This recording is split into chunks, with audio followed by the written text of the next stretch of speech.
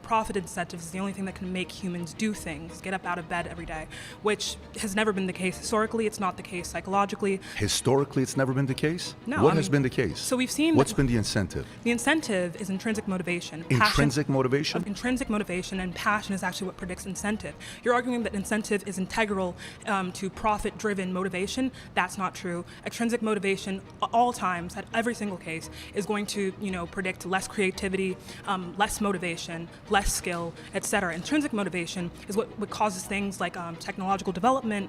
Some of the greatest breakthroughs have been from people who are devoted in honing their skill. While I do agree that intrinsic motivation does produce the best results, there are a couple reasons why we can't set up an economy based on intrinsic motivation alone.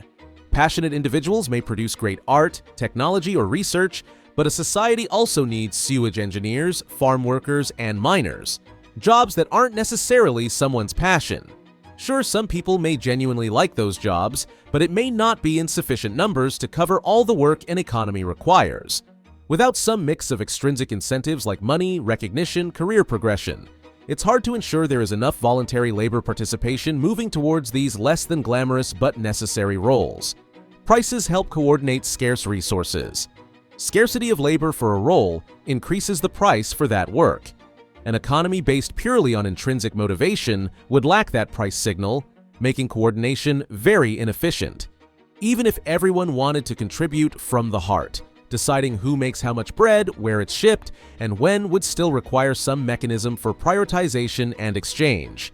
Intrinsic motivation is also fragile. Shifts in personal interests or passion can change someone's willingness to contribute.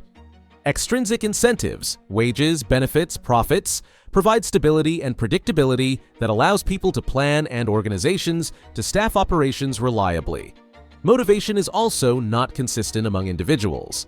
If outputs are shared but input effort is voluntary, people can enjoy the benefits without contributing or contributing less.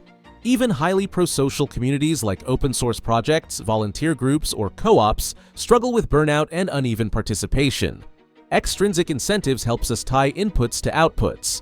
Overall, while intrinsic motivation is great, extrinsic incentives like money, status, security is what lets modern societies function at scale.